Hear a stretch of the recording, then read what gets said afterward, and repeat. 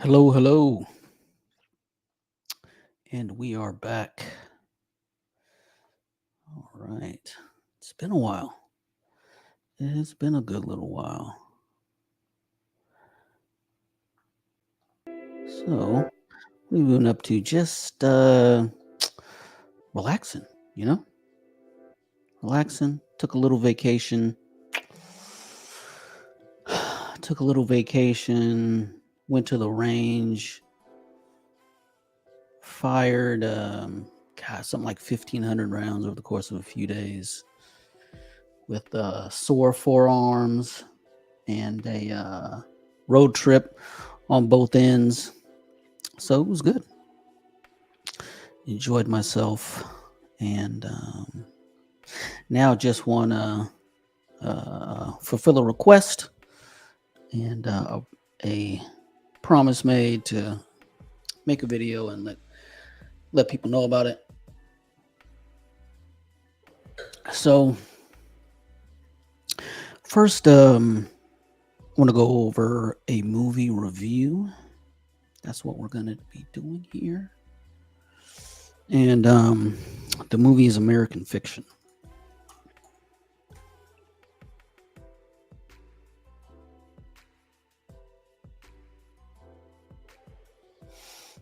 And if you don't know it,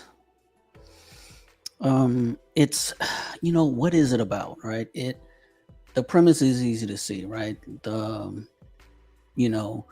White society wants a hard scrabble, hard luck, ghetto story for Black people, right? They want the stereotyped Black identity. And so it's kind of obvious from the trailer, but one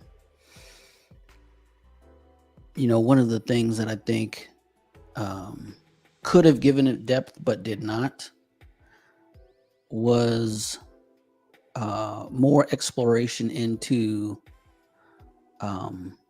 Black people that enjoy that image, right? They feed into it. There wasn't so much of a race hustler component, right?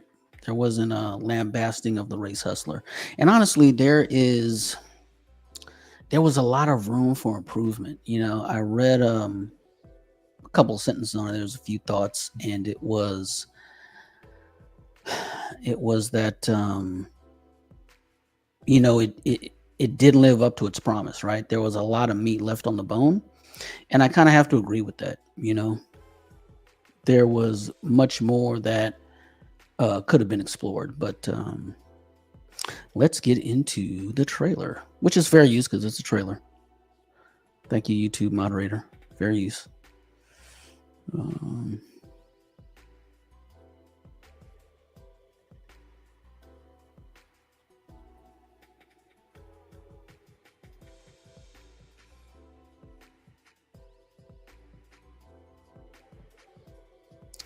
Wait, can y'all hear this? Oh, no. Our stories.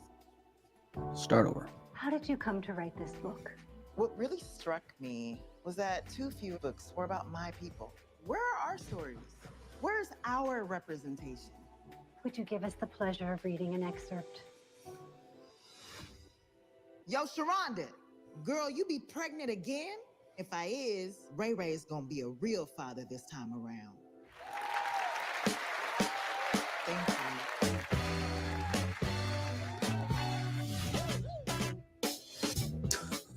Monk, your books are good, but they're not popular. Editors, they want a black book. They have a black book. I'm black, and it's my book. You know what I mean. Look at what they publish. Look at what they expect us to write. I just want to rub their noses in it.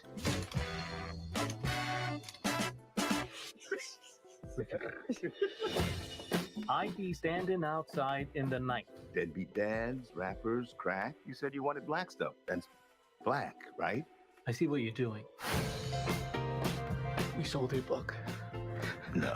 We believe Mr. Lee has written a bestseller. It's a joke. The most lucrative joke you've ever told. Now, is Stag a pseudonym? Yeah, Mr. Lee can't use his real name. Is this based on your actual life? Yeah, you think some bitch-ass college boy can come up with that shit? No, I don't. Can I ask what you were in for? Was it murder? You said that, not me.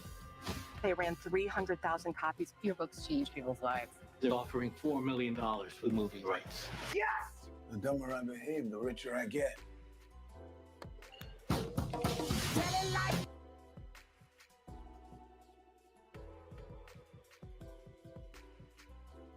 The dumber I behave, the richer I get. This has gone too far. Stag Arley is still on the run from authorities. You haven't done anything. It's not like they can arrest you. Wish I could go back to not selling books. Is it bad to cater to people's tastes? People want to love you, Monk. You should let them love all of you. There's already so much buzz because of the movie deal. Michael B. Jordan is circulating. We want to put him on the cover in one of those scarves, I guess you would call them, tied around his head. A do-rag? Do-rag, that's it. Do-rag and a tank top with the muscles showing. Somebody call the fire department.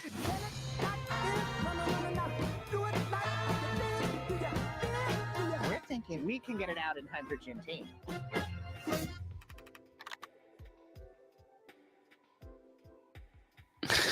All right. So there we go. That is kind of the premise. Let me back up. That too few books were about my people. Where are our stories? Where's our representation? Would you give us the pleasure of reading an excerpt? See, now, right here, I did like the movie, but there could have been more introspection into middle-class Black people who play into this stereotype and benefit from it, right? They get paid to do this. They get paid to play on these stereotypes, not be themselves, right? Not be intelligent, erudite, cosmopolitan people that they are. They are here to present this ghetto stereotype, So I think the underlying, maybe main theme of this is Black people being able to have their own humanity and not shaped by this corporatized fetish for ghetto culture. And you can see here. Yo, Sharonda, Ray Ray's gonna be a real father this time around. Now you can just see the look on his face, man. The guy is downtrodden, right? And it's well acted, by the way. He does a great job in this movie, and you can see how it pains him, right? He is a author who authors just regular books, right? Which get lost in a sea of other regular books, right? But to stand out, he can be the Pookie Arthur, and that's kind of where this whole thing goes. Let's see, where's the next part? Monk, your books are good, but they're not popular. Editors, they want a black book. They have a black book. I'm black, and it's my book. You know what I mean. Exactly. So they want, yo, what's up, D Scott? They want the stereotype, right? They absolutely positively want the stereotype. You know, that's why I stopped watching so much ESPN. All of the human interest stories and all this is about poor blacks scraping out of the ghetto in, you know, this is in 2020s. Like, as if you have no human interest articles that can present a black nuclear family, as if those don't exist. I mean, who was that one guy, the tight end for the Patriots? He had that one like famous play where he hawked a guy across the field and knocked the ball out of his hand to prevent a touchdown. Ben something, I forget his name, but anyway, nuclear family, the guy's invisible, right?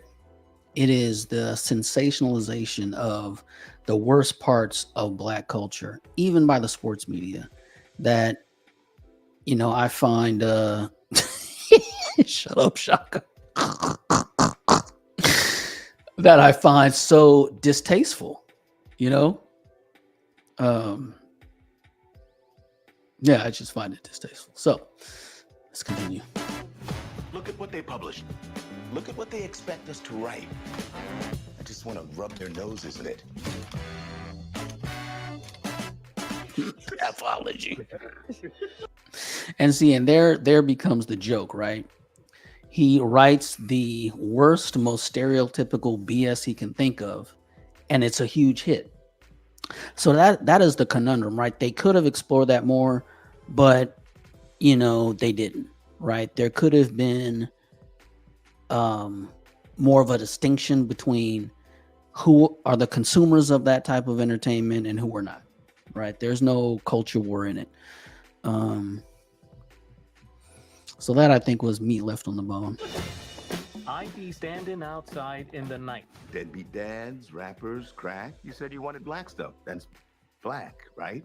I see what you're doing. We sold your book. No. We believe Mr. Lee has written a bestseller. It's a joke. The most lucrative joke you've ever told. Now his stag is His stagger pseudonym.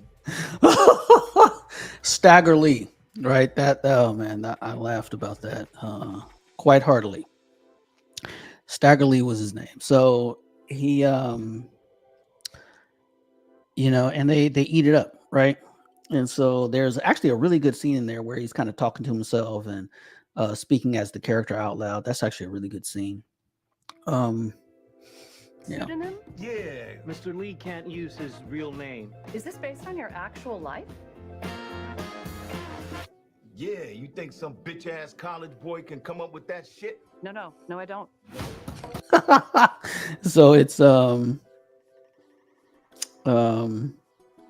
yeah, actually that last scene was pretty good. He gives a good analogy in that of different whiskeys, right? The author, Monk, right? He writes Johnny Walker Blue Label, right, types of books, high end, don't make a lot of money. And his publisher is telling him, hey, well, not publisher, but agent is telling him, hey, you know, you need to write some Johnny Walker, you know, Black Label or Red Label, right? You need to write that because that is what sells, you know? Oh, Shaka, this came out, I don't know, a month ago, 6 weeks ago, something like that. Pretty recently.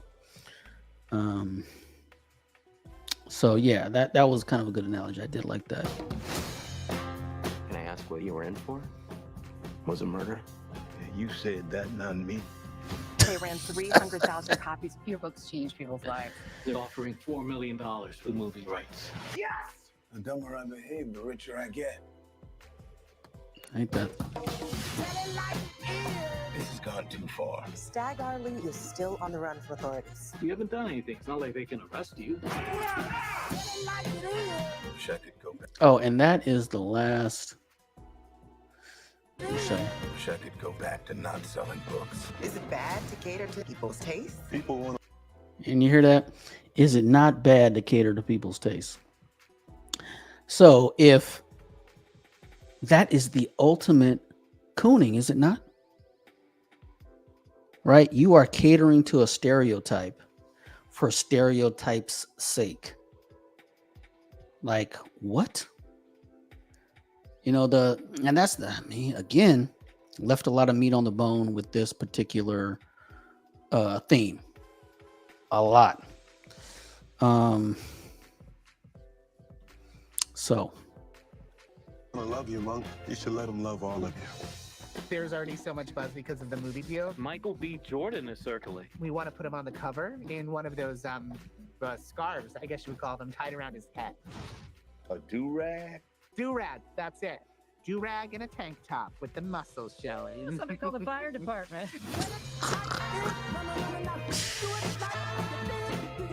We're thinking we can get it out in hydrogen team. Lord. So, yeah, man, that was, overall good. It just lacked a lot of depth. I think there were a lot of unexplored themes that were available, and it just, man, but that's just me. I want a little bit more of an indictment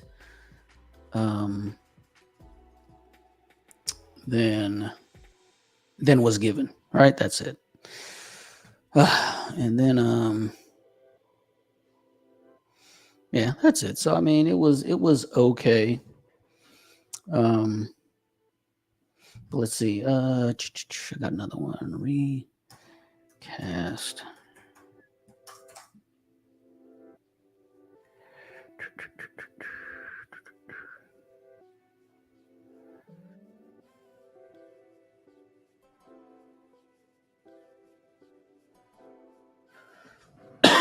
Excuse me. So they actually, I have another presentation I thought was interesting.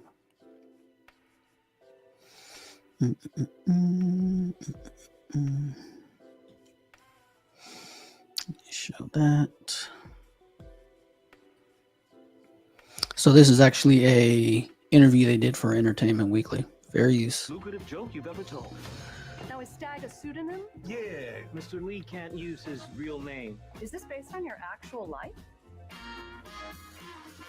Yeah, you think some college boy can come up with that?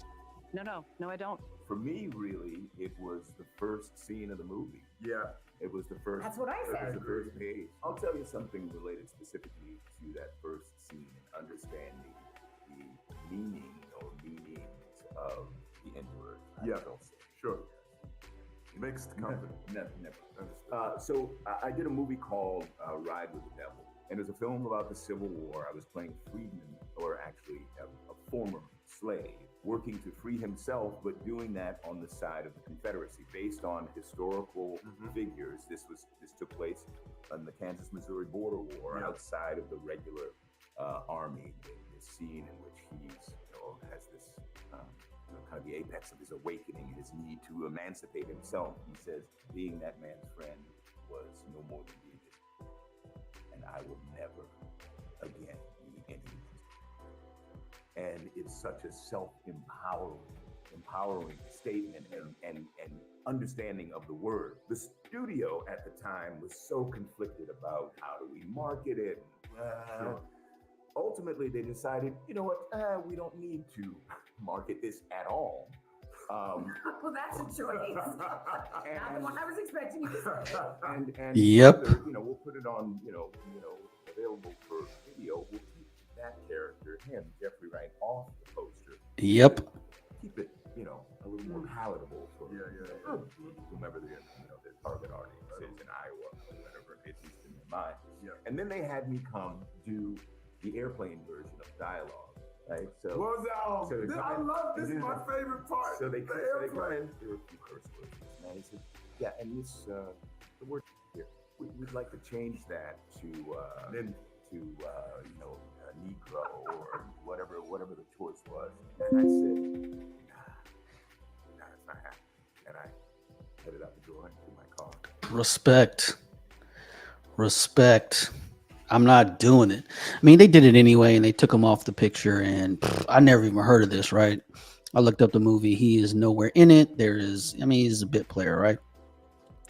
So, actually, I'm going to watch that movie. I might do a review on that, but he is so right, right? You could have had more of this in the movie, you know?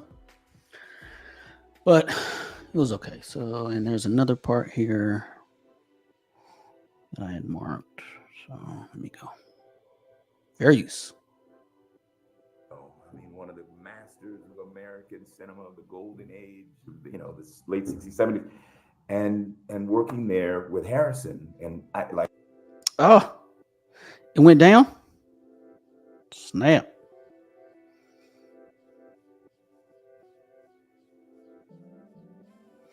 Oh, okay. Okay. Looks like it's up now. Dang. All right, let me see. Let me just do the overlay.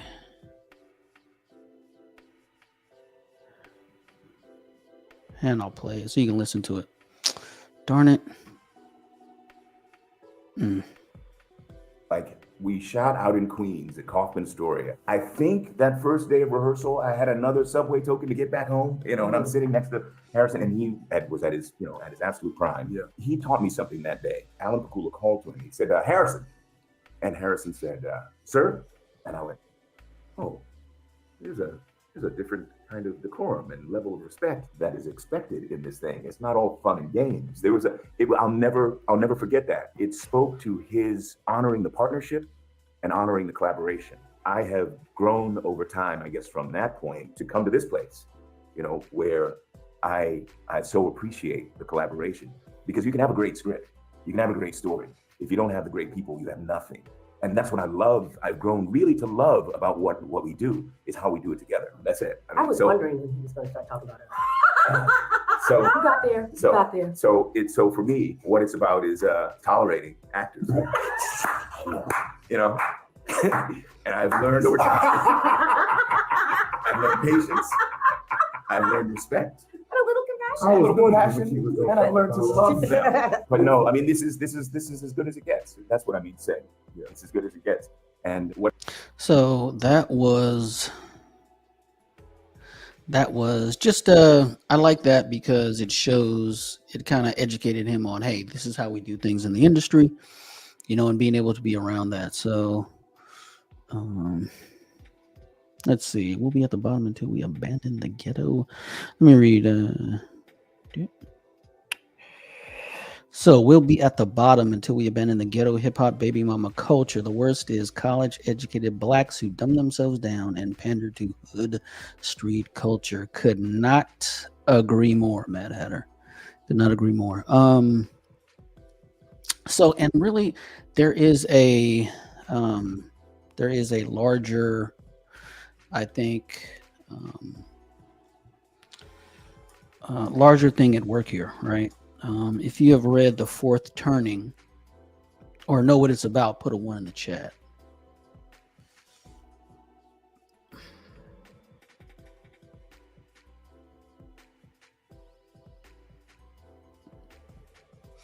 And The Fourth Turning is basically about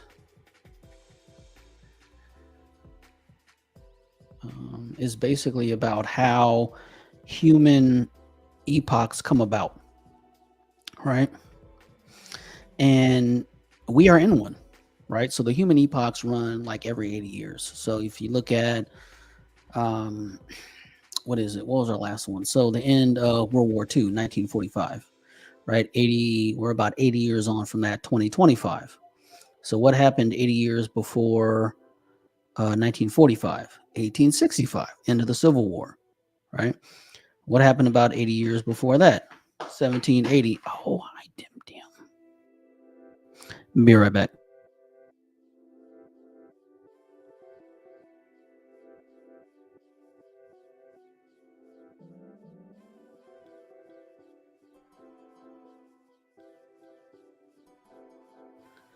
Hi. Well, they're not gonna. I have the headphones on, so you can't hear them talk back. Okay. That'll be right there, okay? All right. Bye-bye.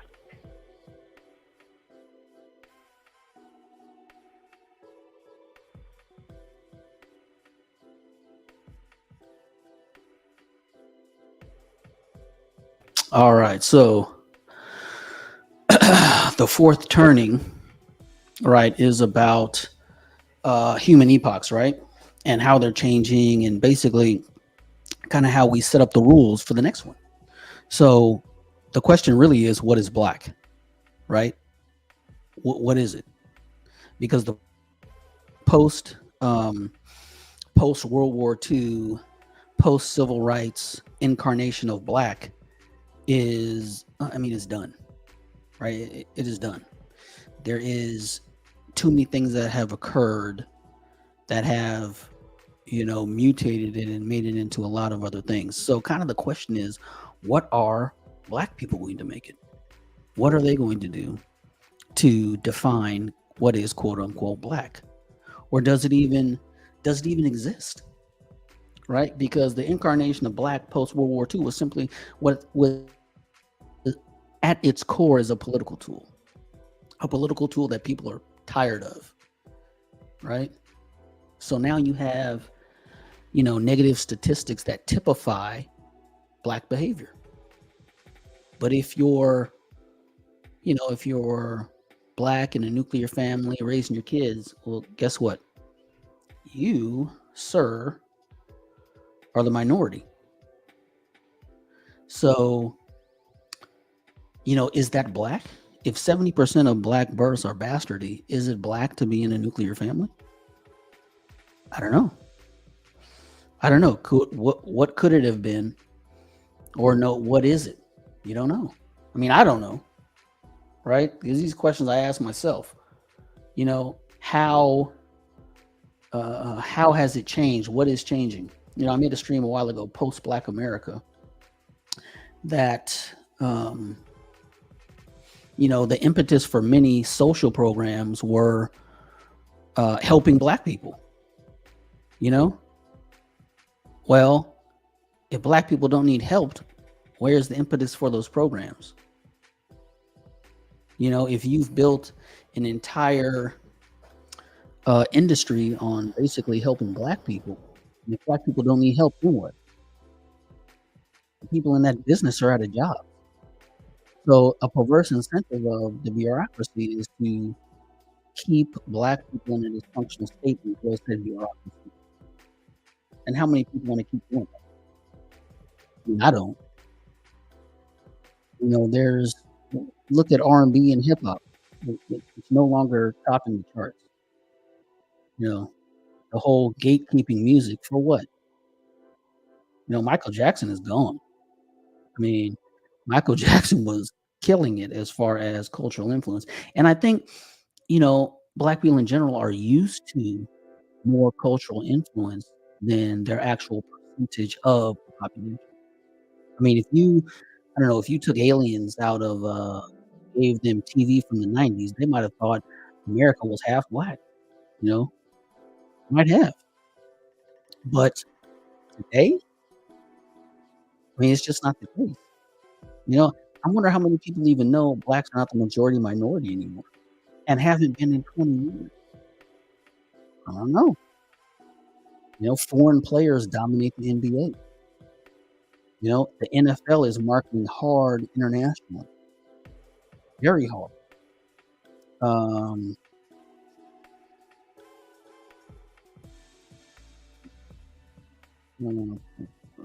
Cultura.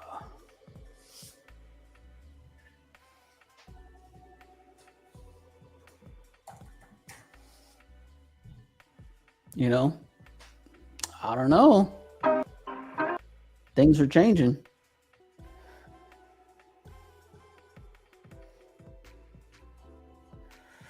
Things are changing. So, what does it all mean? So I think that maybe the larger theme is, what are we going to do now? What are we going to do now? I mean, look at the marriage trend. Yeah, no, we haven't, Shaka. You're right. Haven't been for 20 years.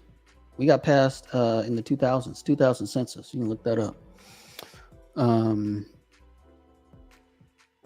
So, I mean, look at the black marriage trends,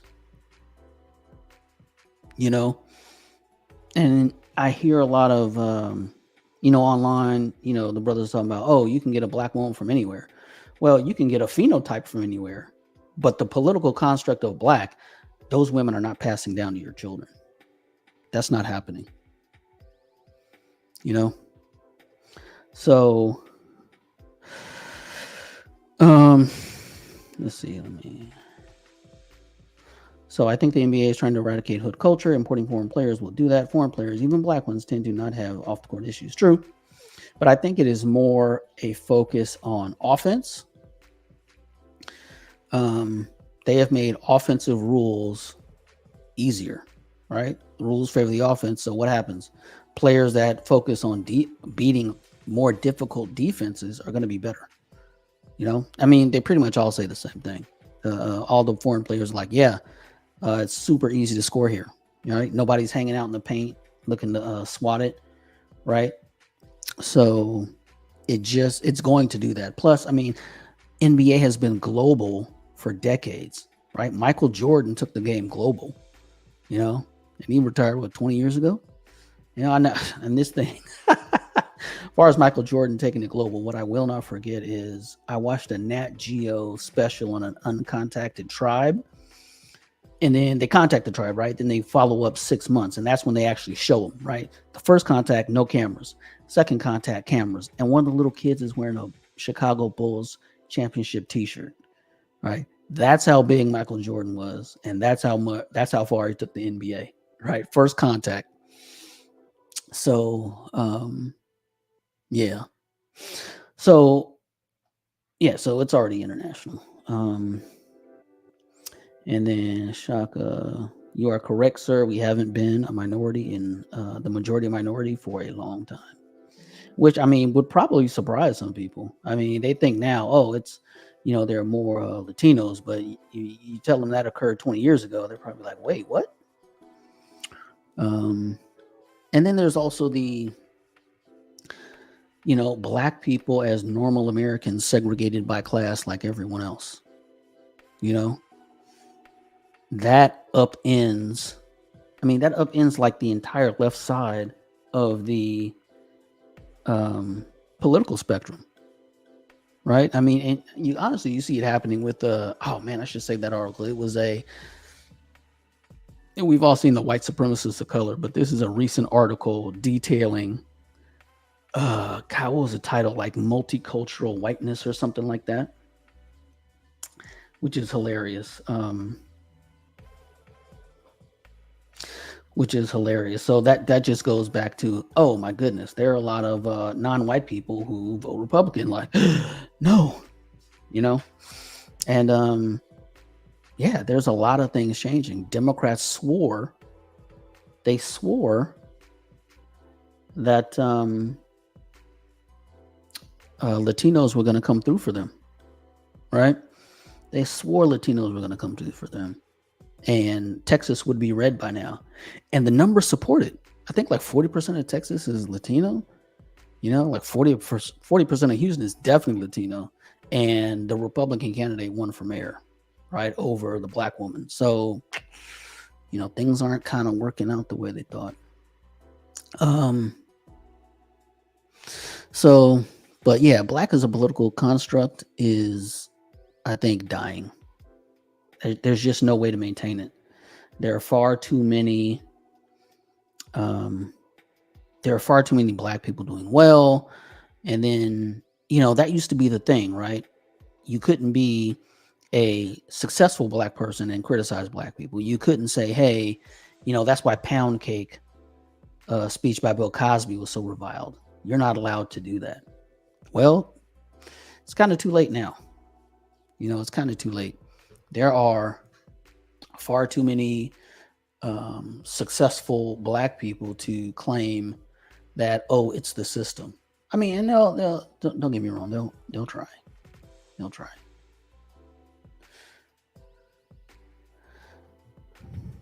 No doubt about it. But there are just too many. So, yeah, fully 20% of Black households are over $100,000 a year in income. I mean, say what you will, but 20% isn't the narrative of, oh, you need to step down, turn around, pick a bale of cotton, and get hit by lightning twice to make it out of the ghetto. That is dead. So let's see what else. What I have in my notes. So that and the it's just dying. So where it turns up, I don't know. I really don't know. But I see a lot of Black people wanting class separation and wanting nothing to do with ghetto culture, which again brings other challenges. But I think in aggregate it is better overall. And let me tell you, this is my personal theory, right? Class separation at all costs, right? The resulting vacuum will draw people into it one way or another. You're either going to get sucked in or you're going to get pushed away. Because the only way to attack this number, this 53%, right, is to talk about it, is to revile it, is to reject the habits, the Black redneck habits that cause this. Because this is a distribution of households. And the thing that Black people lack the most are marriages. I mean, if you took this chart and simply added in an average American amount of marriages, it would shift this entire chart. I mean, incredibly so.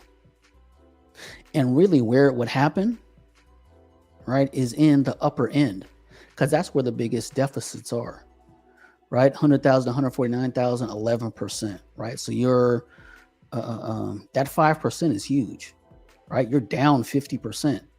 That 4% in 150,000, 199,000 is huge. You're down 100%. Over 200,000, also down 100%, right? Comparative to like all races, right? So, I mean, what are you going to do? So, and that brings up another topic is what is the prescription? The prescription isn't white supremacy, because these are the type of things that get carefully ignored, because the real problem is they don't want to marry you. I don't know what you plan to do about that. They flat out do not want to marry you. How are you going to make them marry you? So, I don't know. So, Mad Hatter, I'm in Texas and Latinos became the majority here last year. Blacks here think Latinos will join forces with them on the SJW stuff. Latinos are conservative and aren't down with the liberal stuff. No, they are not. They are not.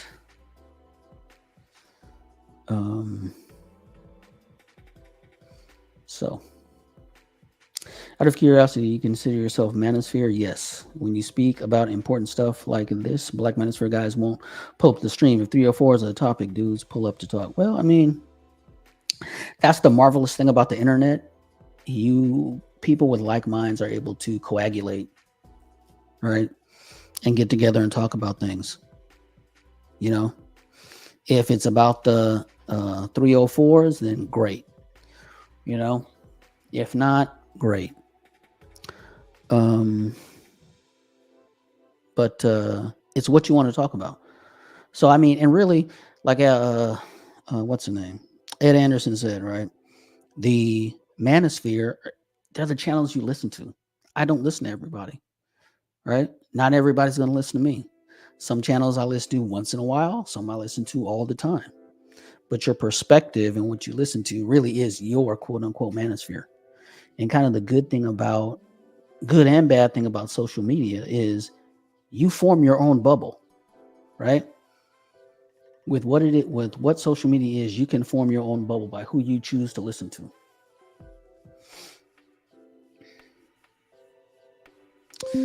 Yeah, they don't. You are correct, Shaka. YouTube doesn't know where to put people like you and I in the algorithm. There is no algorithm for that. You're either long form conversation, either Joe Rogan or you're nobody.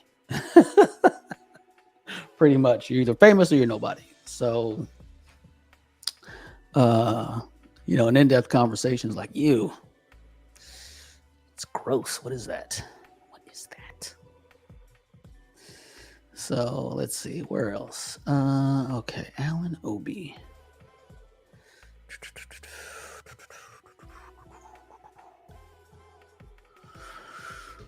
Boom, boom.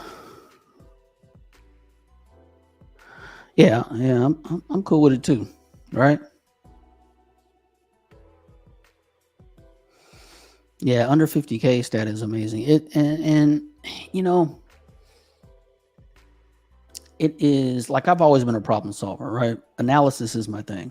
I work in IT, and what do I do in IT? I analyze something, find where it's broke, and fix it. So what do you have to do? You have to troubleshoot. You have to isolate. You have to find things that aren't going right and fix it, right? That's what you got to do. And if you are looking for things to fix, and personally, let me tell you this, I don't think people are fixable, right? There's a kind of a theme that if you've got the right program, if you say the right things, you can fix people. You cannot. The biggest thing that fixes people is pain. Pain teaches you immediately, right? Positive reinforcement can take a while, right? The carrot is slow, the stick is immediate. And we live in a Western world that is scared of sticks. So, and people can't make money off sticks. You know what I mean? You can't make money off sticks. So, let's see, Mad Hatter, what part of tech do I work in? Call centers. I make phones ring, basically. And troubleshooting that, you get to use different skills. You get to look at, processes, SQL, a lot of SQL. And, you just develop it and start off in desktop support, start at the bottom. Now we're here. But yeah. Let's see. I need. Here we go.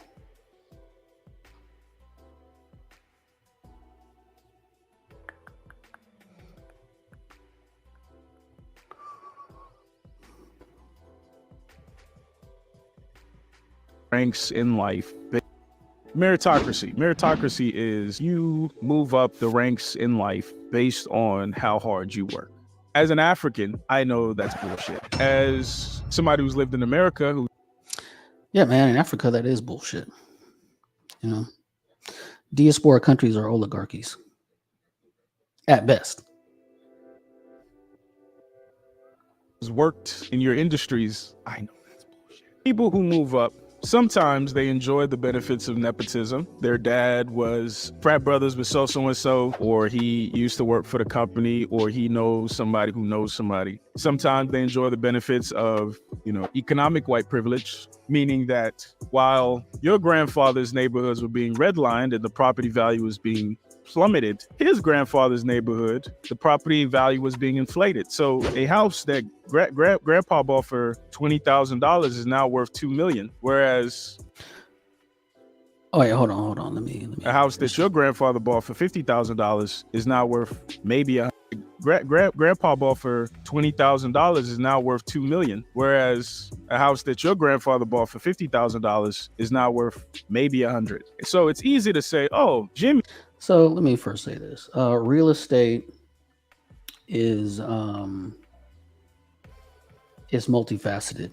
I mean, I get hyperbole for effect, but $20,000 to $2 million and $50,000 to $300,000 is stupid.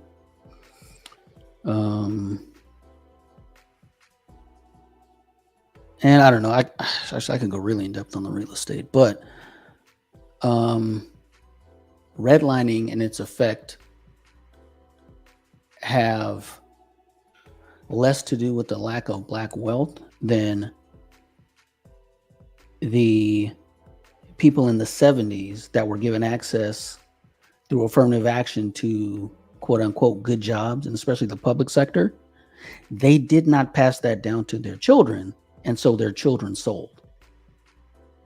As someone whose family didn't sell, I can tell you, I can do a church revival for gentrification because it is helped me a great deal.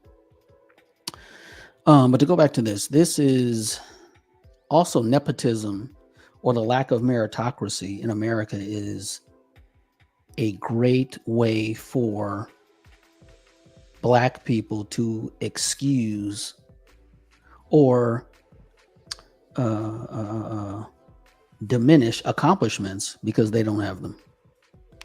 I mean, simply put, a country of 350 million without any meritocracy would be run like, the Middle East, where it's all tribal and clan and they've got lots of money. Adam Smith was right. There's simply no way you could scale out the belief that, all your coworkers that are white got there through nepotism. It's not possible. Somebody who knows somebody. Sometimes they enjoy the benefits of, Oh, and by the way, as far as the knowing somebody that knows somebody, my first tech job referred by a Marine who was not Black.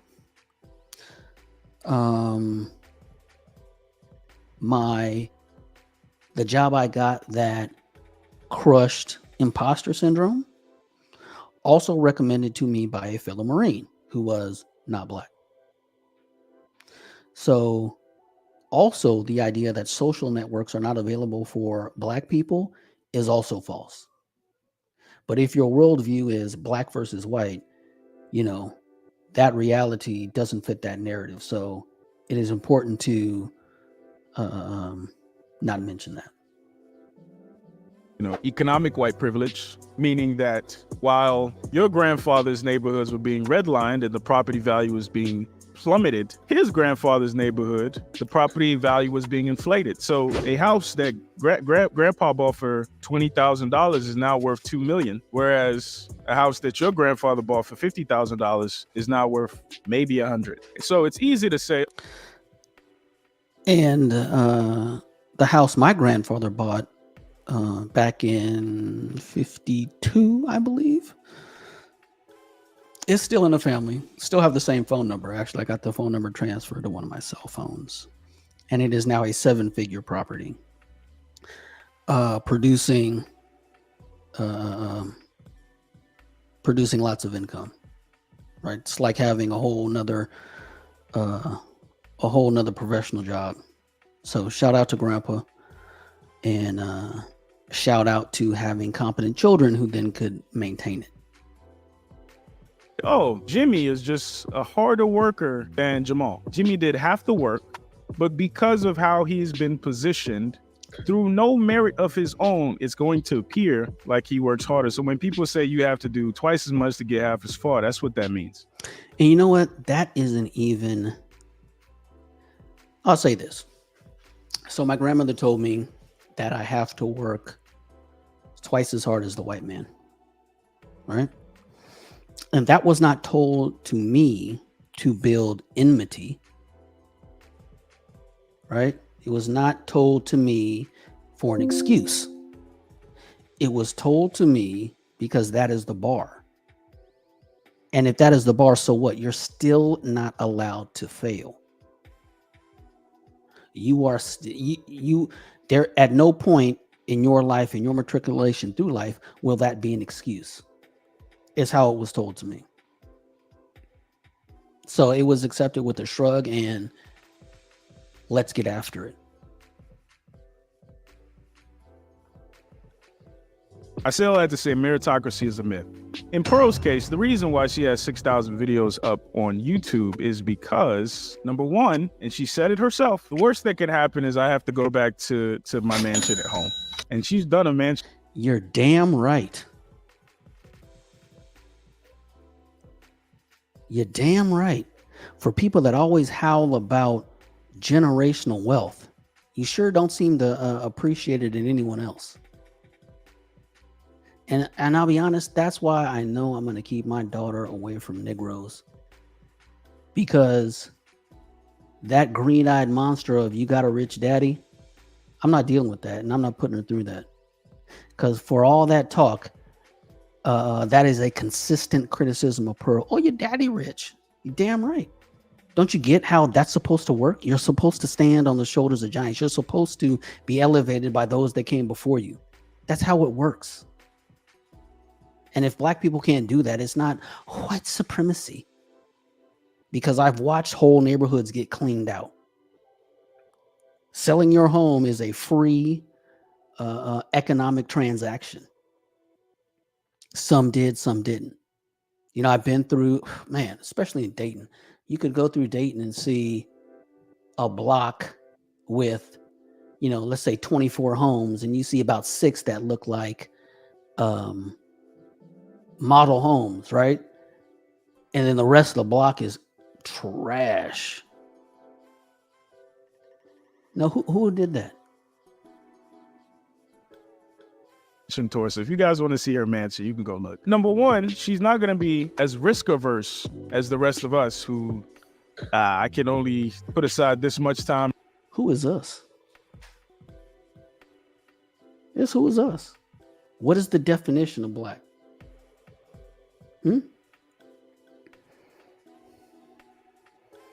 Who is us? With this much money to make this YouTube shit happen. She could throw everything she has at it. And she has a base and a foundation to start from that we don't have. All of the reasons. You're damn right. And so will my daughter. She has 6,000 uploads is because she has disseminated the work. Now her Africans are doing it for her. She's got Nigerians editing her videos. So whereas somebody like me who's editor. That's the way business works. Delegation.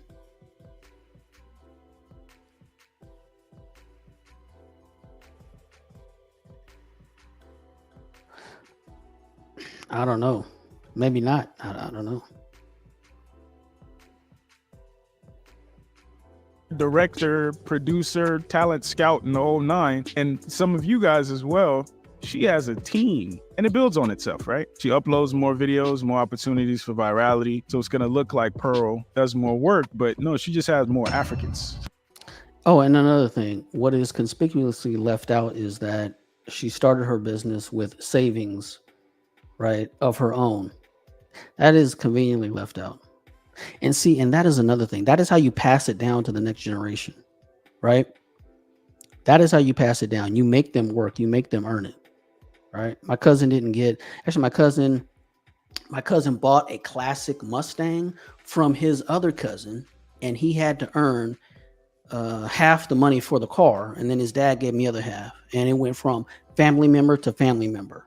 And now it is again, some families operate differently. So now that car is still in the family, a cherry classic Mustang. Because not everybody's fucked up.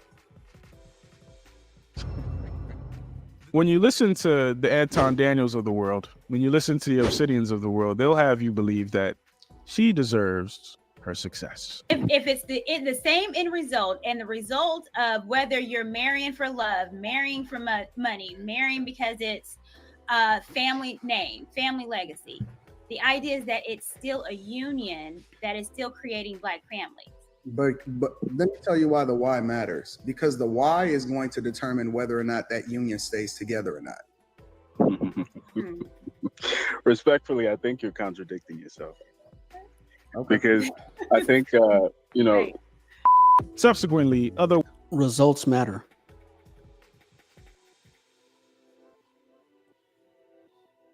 White people, other white men and women, who are doing better than you deserve their success because they work harder than you and they want it more than you.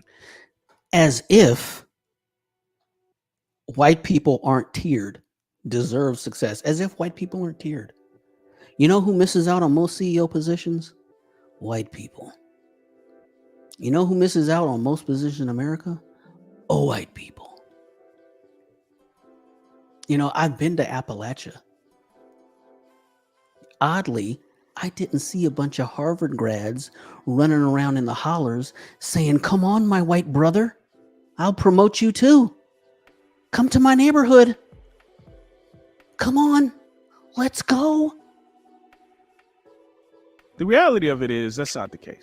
Anybody who's worked in corporate America like S.Ed can attest to that. The reality is the fact that to get to a level to be neck and neck with our white counterparts, it means we have to be exceptional, means that we're not progressing.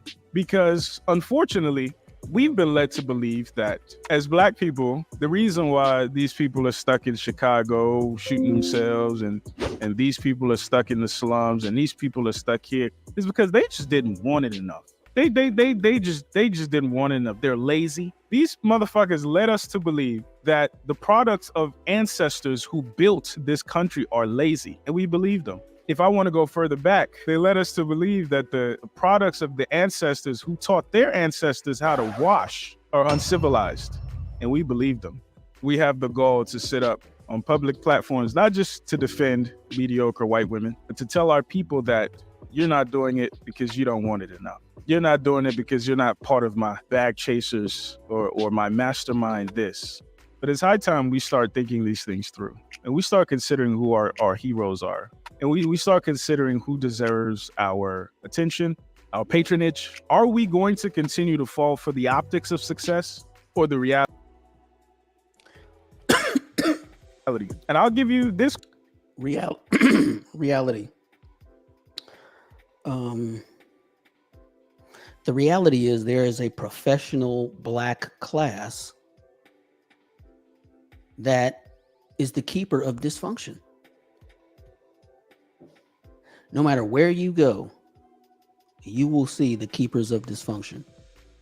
And they look like this. And you really expect to have the same outcome?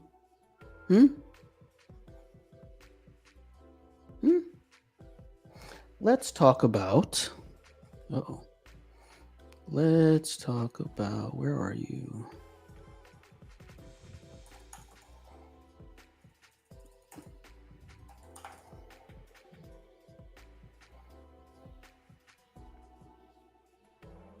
Let's talk about this.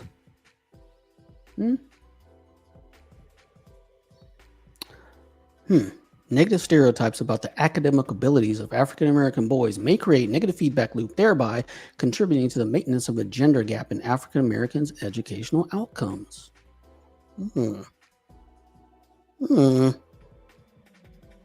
Let's see. Consistent with the hypothesis, mothers held less favorable expectations for sons and perceived sons to be less academically competent than daughters.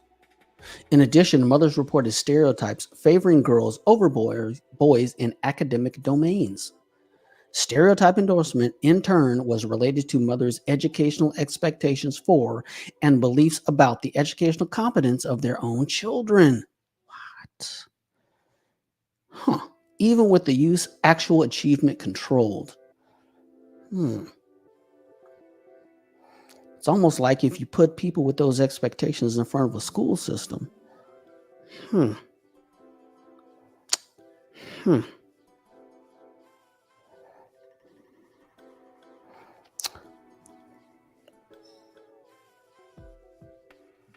Quote as somebody who interviews women on a regular basis and has people DM me or even tell me in real life, man, how you find all these beautiful women, this and that. I'll tell you this, and it's a double entendre. Hopefully the wise can hear it. Just because she looks good doesn't mean she smells good. And that's true for women, and that's true for men too. And the smell obviously is not necessarily scent, but it's also like character and things like that. If the people who have the largest followings in our community start sounding like white supremacists when you close your eyes, you know there's a problem. When they start spending more time and energy either defending their ego or defending somebody who's counter to our progress, you know there's an issue. Pearl hiring staff was just smart business. She's been transparent that when she started out, it was just her. But she reinvested everything into building her team. She knows how to scale. Absolutely. One thing that our white brothers and sisters know how to do is leverage talent because they don't have it. One thing they know how to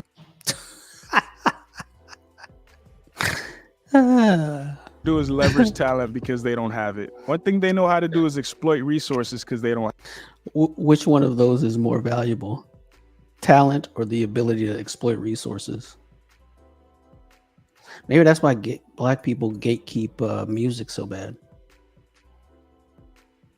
I don't know. Have it. And until we start to value our own talent, our own resources, they'll continue to. And to his point, it's just smart business. It's just survival. And that's why I've always said, like, yo, if you don't like white people, like if you hate white people, for instance, you don't understand racism. You don't understand history, because the point is not to hate white people. The point is to know how to move around. I said a while back, some people speak because they have something to say. Other people speak because they have to say something. Unfortunately, in this manosphere, we've made famous the people who speak because they have to say something. I thought the manosphere was created because I thought he wasn't manosphere.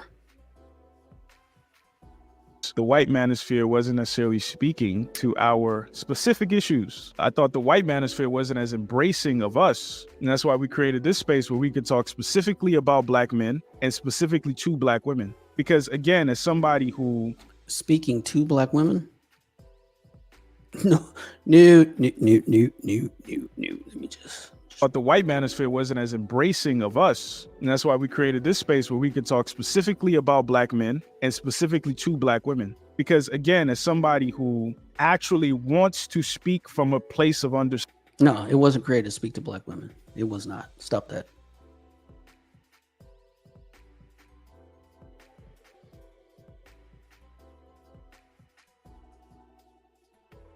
Hey, be right back. Hold on.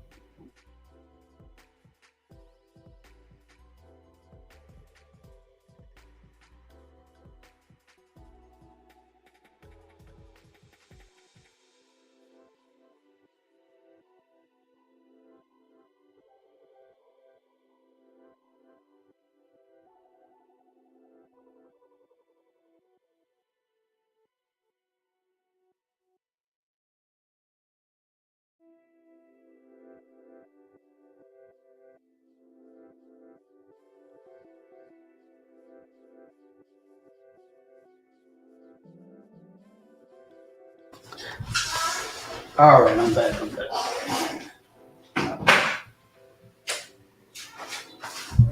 All right, I only got 20 minutes, man.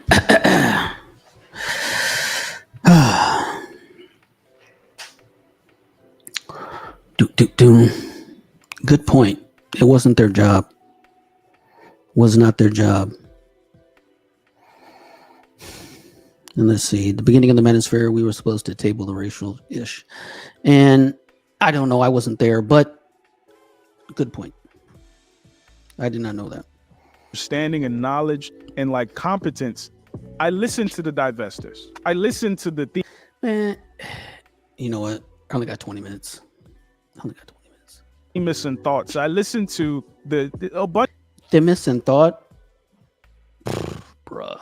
Bunch of people that I fundamentally might disagree with, but what breaks my heart is when them motherfuckers make better points than the people on this side of the manosphere. I see Bernard Riley. He posts. I think it's a thumbnail saying, "Who does more damage to black men, white women or black women?" And I'm like, yo, if I'm asking this question to a group of middle schoolers, I could understand how this might be a hard question to answer. But when I'm asking this question to niggas who were born in the 60s, 70s, and they're telling me, just from a logistical standpoint, it would be super hard for white women to do more damage to black men than black women, just from a logistical standpoint.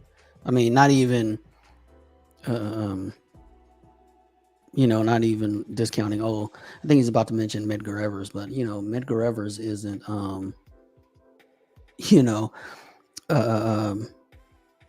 How many people are dead today because Keisha got him in a fight? I'm willing to bet that's a higher number. You know, I'm willing to bet that's a higher number. I mean, how many deaths are caused by the substandard education provided by this group of women? Just wondering. You know, because this. Okay, so wait, hold on.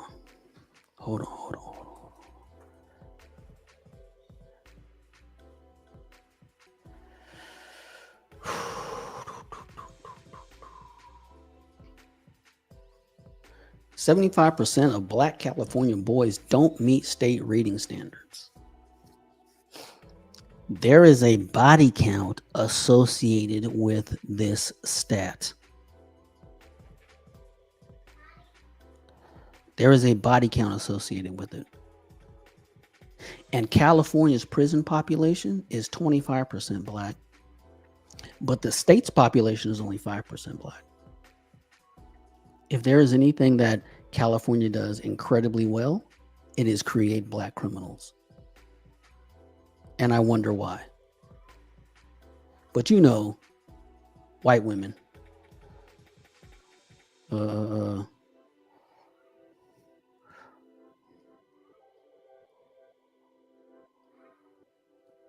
That Black women do damage to the level of white women? That the Black woman who has you in child support court on the macro is more dangerous than the woman who got Emmett Till lynched?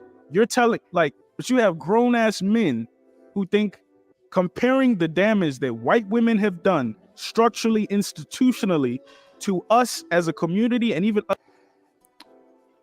with the full-throated support of a Black community. Us specifically as Black men, who taught them feminism? Like, do y'all niggas want to? Whoa. Forgot that was in here. Who taught them feminism? See, there is a distinct effort to ignore Black women's own pathology. Like, that doesn't exist. That does not exist. Oh, jeez. Hold on for a sec, guys.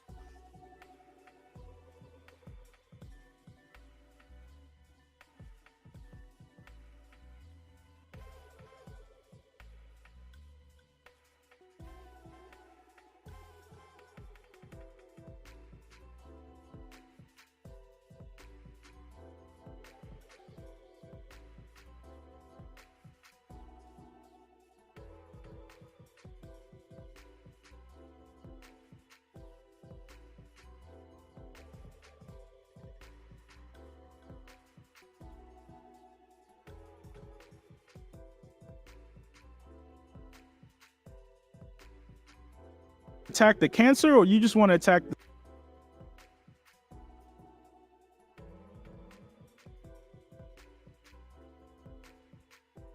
the symptoms? The nerve, where's the camera? The nerve of you white women. You guys stood by us toxic white males through centuries of our crimes against humanity. You rolled around in the blood money. And occasionally, when you wanted to sneak off and hook up with the Black dude, if you got caught, you said it wasn't consensual. Yeah, that's what you did. That's what you did. We have the audacity, we have the unmitigated goal, shout out to Stephen A. Smith, the impetus to say that women are less logical than men. Women are more emotionally based than men. Like, how am I or anybody else supposed to defend us logically, factually, facts over feelings, right? Against the divestors, against the neo-feminists, the radical feminists.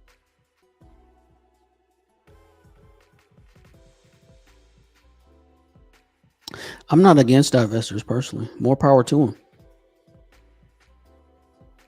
When we have stooped to some levels lower than them. Somebody sent me Bernard Riley's stream and FD Signifier was on there. Do I agree with FD Signifier? No, obviously not. I think the nigga is pandering a little bit. But when I just optics, right? I'm just watching 5-10 minutes of the stream and he's more composed then the black men who are standing up for black men, I'm like, man, you lost. Because I thought we were supposed to win on logic. I thought we were supposed to win on the superior argument. But now we're playing the ad hominem game. Who can be louder? Who can talk over who? Who can flex? Who can convince the crowd in the chat that if we were face to face, I would win in the fight? That's where we are. I think catharsis is important. I think men deserve an opportunity to have their grievances heard or have their grievances articulated. And that's what I do to women. I articulate men's grievances to women. However, to what end? To what end? Years of that, to what end? To these stiff-necked, gynocratic females. do you want to be angry or do you want things to change? Do you want to be angry or do you want a future where your son doesn't suffer some of the things that you did at the hands of white supremacy, ultimately our women specifically? And unfortunately, if we just keep regurgitating and spending, yeah, that bitch did this to you or this bitch did that to me, it doesn't move the needle. And we need to be able to, even if we... Speaking of SD signifier.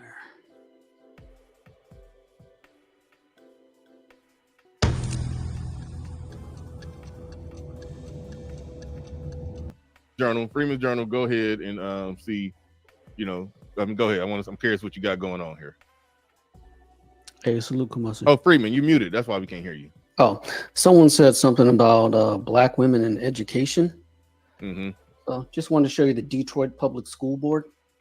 I mean, if there's some sort of through line we had about education, if there was just something we could see, maybe the Atlanta Board of Education. If there was anything that we could see in the Philly Board of I'm Education. not getting the point, Friedman. I don't know either. If there was just some sort of throughput. Was that George Clinton? Memphis, Shelby County schools. I mean, gosh, if there was only a through line we could look at. What is this movie? I'm just lost.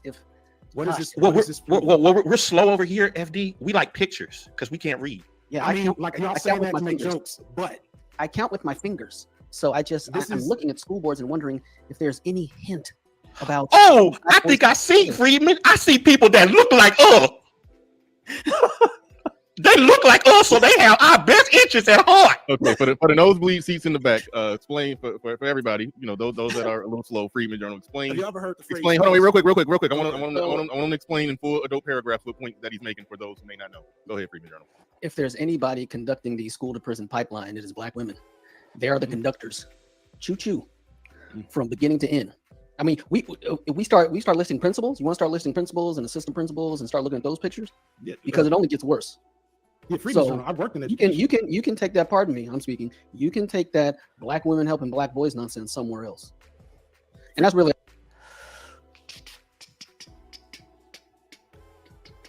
Make space for this. We need to make more space for that. Because this, again, despite if you go overseas and you prop up another man's economy, I would hope that some of that survivor's remorse would still stick with you, because there's another version of you here still who could. Survivor's remorse is for losers. For losers. Not afford to go overseas. I thought men were solutions oriented. I thought when the world was falling apart, our women, our children are supposed to look to us as a paragon of strength, as a pillar, as you know what, shit is falling apart, but daddy is still standing tall. Daddy is still composed. And again, I'm not saying this as somebody who hasn't been a black man. I'm a black man. A lot of this stuff, the reason I can articulate them so well is because I've experienced them. I have the same grievances. I have the same issues, but I still understand we have to keep the main thing the main thing. And the more easily distractible we are, whether sexually, rhetorically, the more we end up looking like a joke. It's easy to piss off a black man. It's easy to get under a black man's skin. We want to critique the Democrats because they know it's easy to get black people to react. It's easy to get black people to vote with their feelings. And we try to tell the story, but it's because we're a matriarchy and it's ruled by women, which is true. However, when I watch some of these spaces, it's easy to get black men to think with their feelings. It's easy to get black men to react. So, brothers, if we want better, we have to be better. And that doesn't just stop at performing better. Who is better? What is better? What are the metrics of better? What are the measurable with numbers metrics that are better? doesn't just stop at making more money, but that starts and stops at your perspective on the world and your perspective on problems and being able to see past.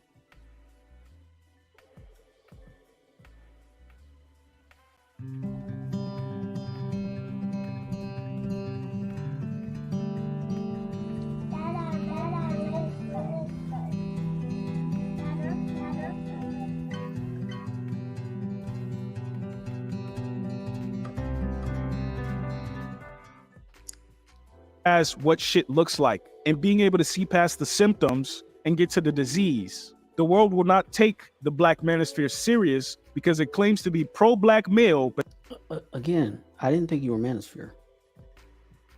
not pro-Black. Hey, if you've made it all the way to the end, please click that like and subscribe button. Also share this with somebody that you think would gain value from it. Also, shout out to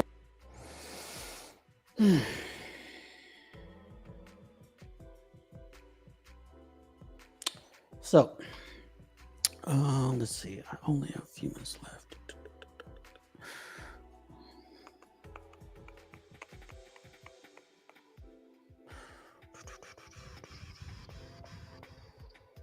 Now, moral authority.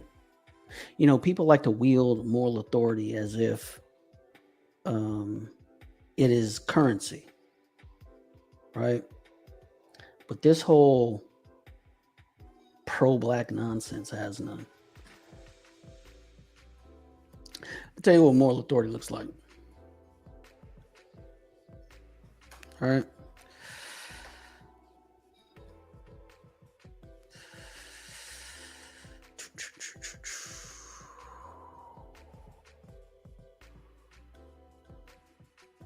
So let me see, let me find it. Okay, so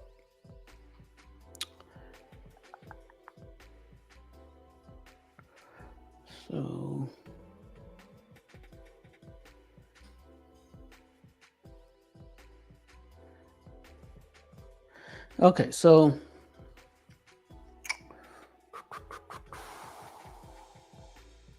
all right. So what is this? I'll give you some sight into this, right?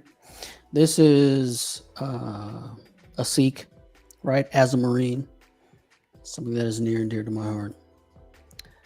That is allowed to wear a turban and a beard. Okay, and this particular guy, very right of center YouTuber, social media content creator. I see absolutely zero issues with this. All right.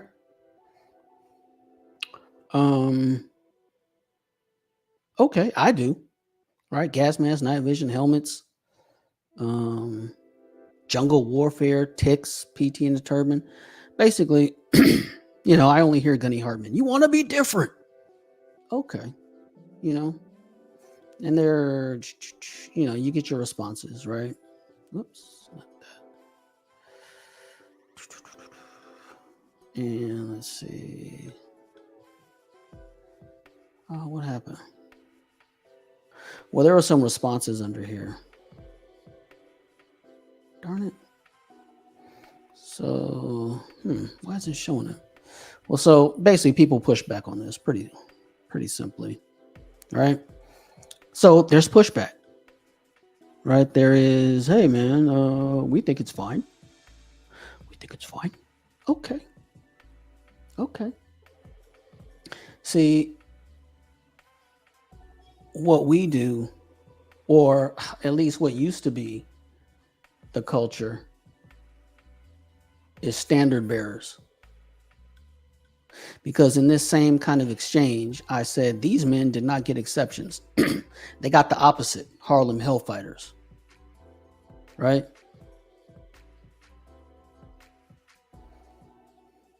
So when you are a standard bearer, you have some moral authority. Right? When you are the standard bearer, then you can say what you want to say.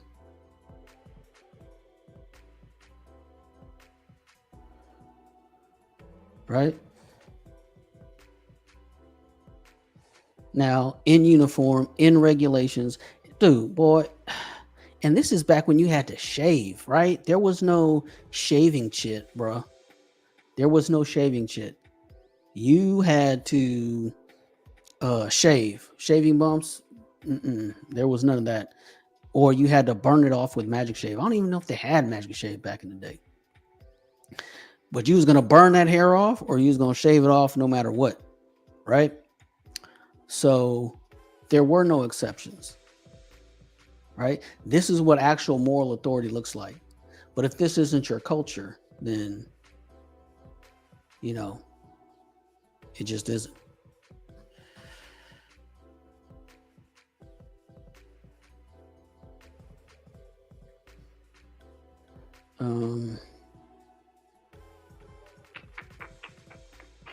Here's another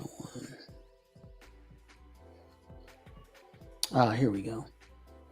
You know, I kind of studied the pro-whites online, which is On Friday. the pro-whites are hilarious. So, this guy, white men. White women benefit from affirmative action greatly, but white men, yes, if we competed against women, blacks, and Hispanics and still got the job, we were so much better than them, they couldn't help but hire us.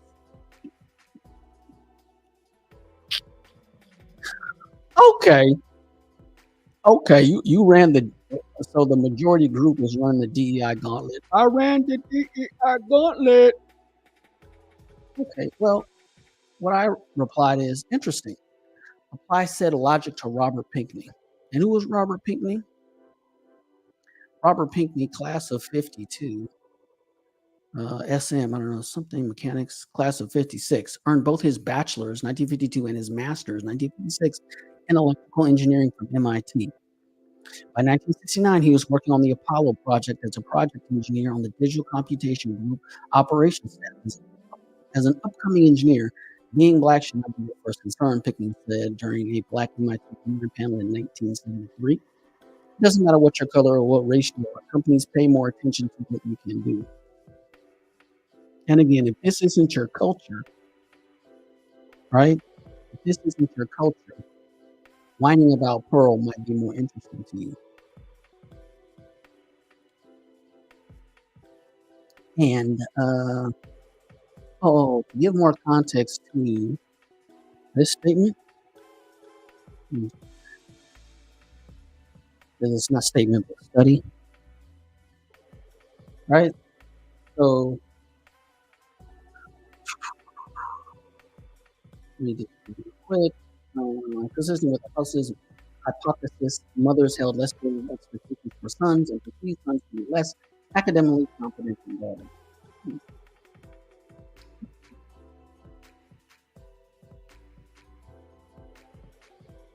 There are now 2 people officially.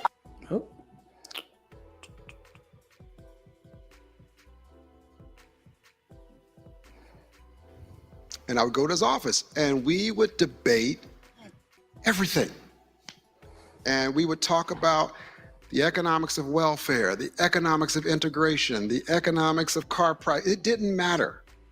And I fell in love. I've had a love affair with economics since the first class. And he is the first person in my entire life who told me I was smart. Let me just rewind that just so you can see her reaction. Because if you don't know, this is Roland Fryer, and Roland Fryer is, extremely smart. That's why she had that look on her face. Love affair with economics since the first class. And he is the first person in my entire life who told me I was smart. Right? And when he told me, he said to me, kid, what are you doing here? You should go to Yale or Princeton or someplace like that.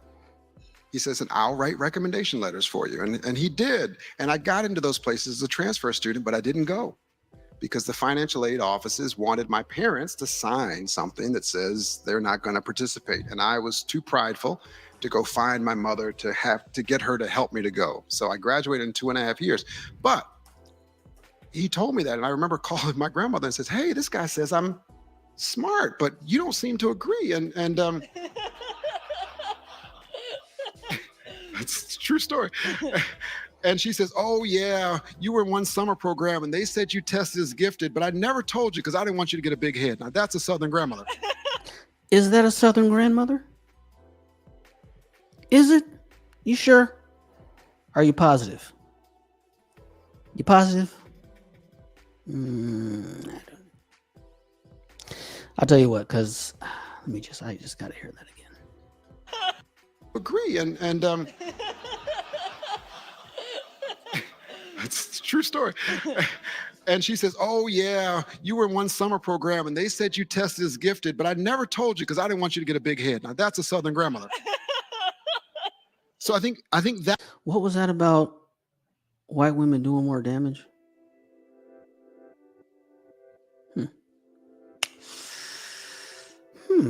Well, I don't know. I don't know what to say to that.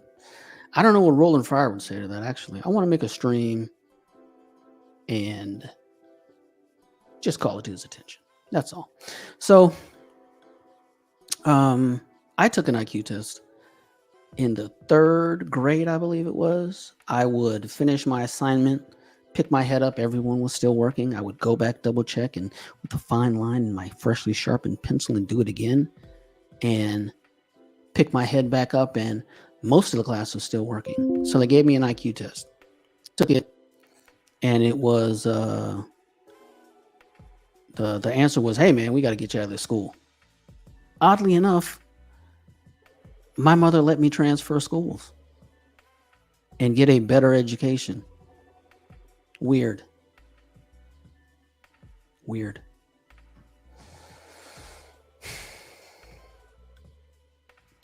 So I don't know, maybe we're looking in the wrong places. I don't know. And who are your heroes? Who are your heroes? And this goes back to what I was saying before. What is black? Maybe the group of black culture that tells black boys they aren't smart are destined to fail. Maybe the part that invests in them and cares about their well-being are the ones that are destined to achieve.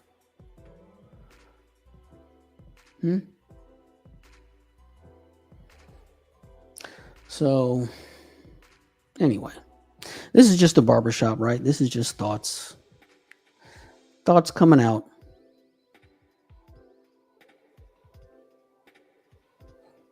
F you too. Where is that?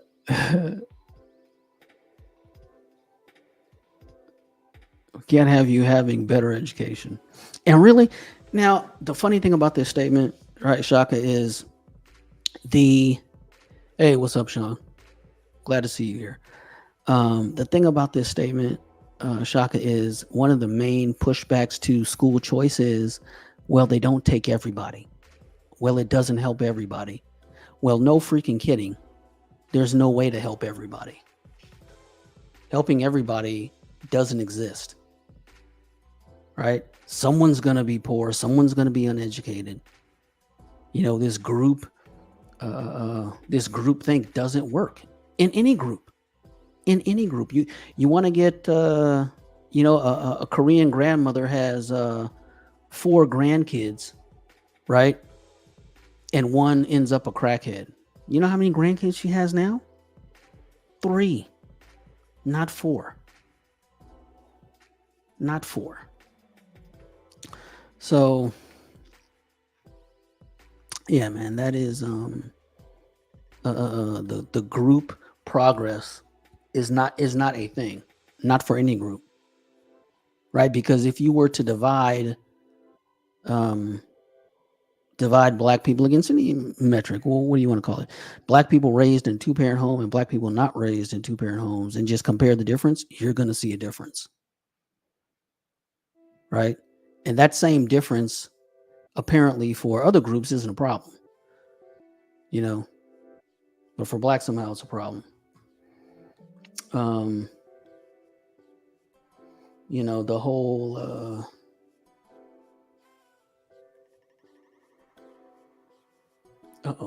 darn it.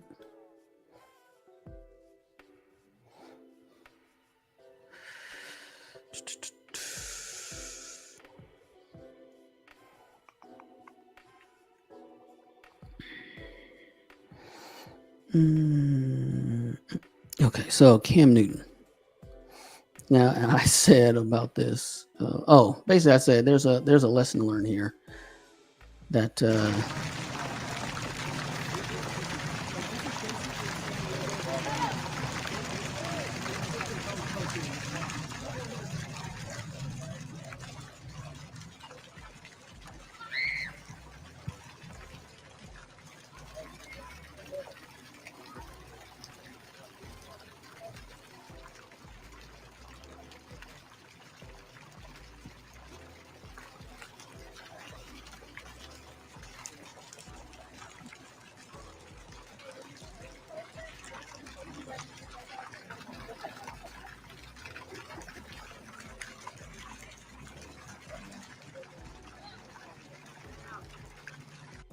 and here's the thing, man.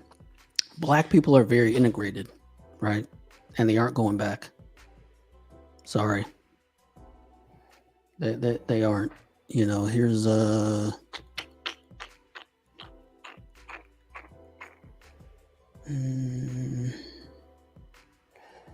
racial dot map. Oh, darn it. So I chose Richmond, Virginia for whatever reason.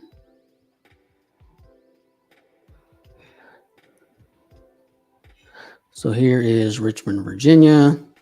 Oh, here's a key.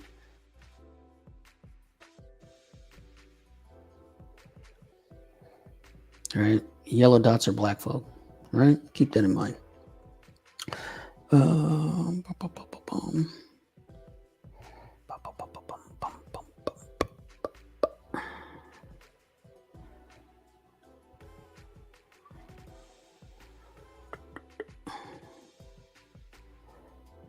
darn it.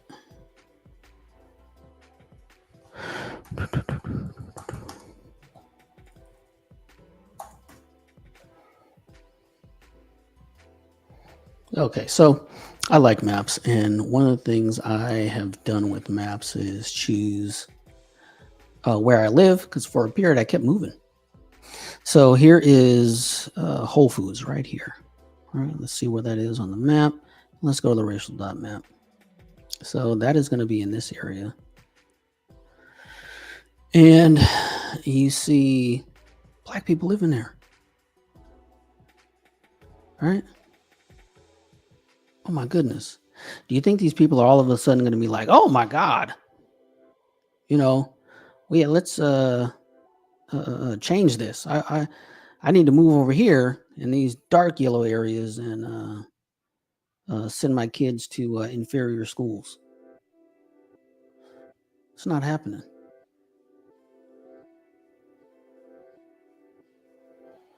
Not happening.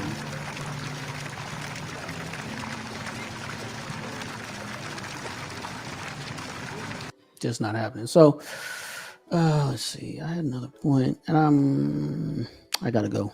I have got a little one to deal with. Part of being a family man, and that's it, man. It's just with the earlier theme. What is black? What is it? I don't know. We're finding out right now. And honestly, I think black people are going to receive their humanity as far as being able to be free. And when I say free, you're already free. But the cultural and social confines, right? The definitions of post-civil rights black are being erased. And so if you can't use your own talents and abilities to get ahead in this world, then I don't know what to tell you. I mean, I'll be honest, I don't.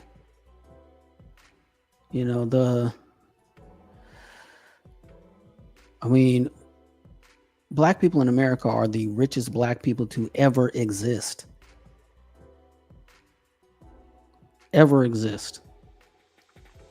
And Ben Carson came to my church. And you know what Ben Carson's secret was? He told a story. You know what the secret was? Ben Carson's secret. All right. You ready? He read books. That's it. His mother made him read books. One of the most talented men of the 20th century. Right? One of the most talented black Americans ever. All he did was read books. Right? Raised by his mother and his brother. You don't hear about his brother, but his brother lives a upper middle class lifestyle as well. All she did was have them read books. So you look at this chart and you see this bubble here at 53%. What comprises that? What comprises that?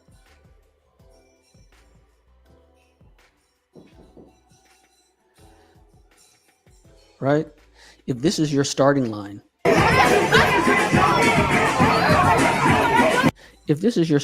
are you going to end up? So don't stand at the finish line claiming bias. Don't. Because no, that's not it. Where is it? Nope.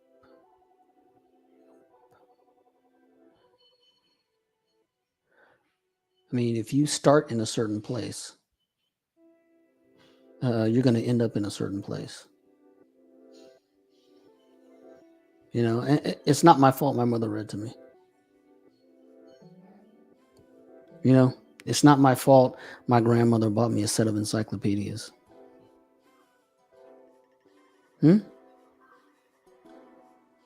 Shout out to King Randall.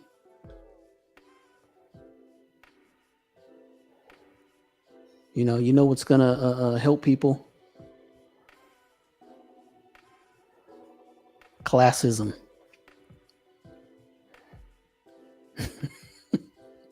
The pro-classists win. That's what's going to help people. You're either going to get sucked into the vacuum or you're going to get repelled. Right? The choice is really up to you. And there was one more. Darn it. One more. Come on. I got a lot of tabs open, so I'm trying to find the right one.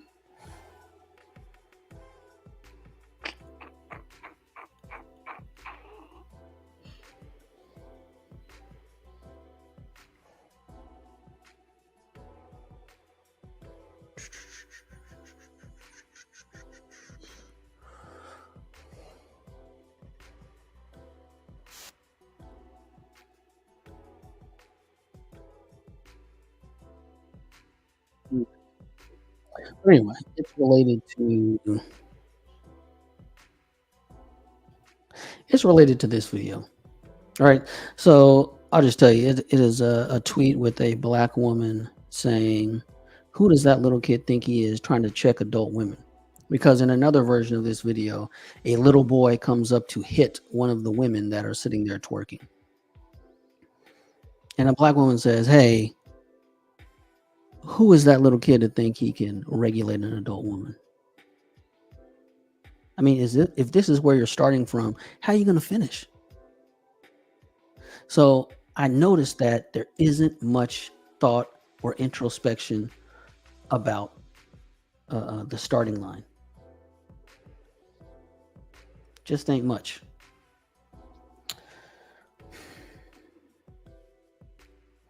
So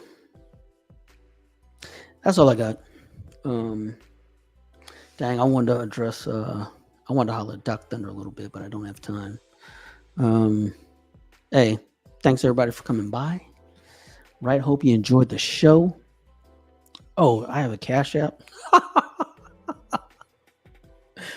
Oh, snap. Yeah, that's about it. Yeah, that's right. Little man had to regulate. Men are tired of it. Oh, one last thought. Little man had to regulate. So what is happening? By extension, this is why the black community is doomed. Right? The men with agency, the men with enough agency to quote unquote save the community, right? To enforce their will on the community, don't see any value in it. They don't see any value in it.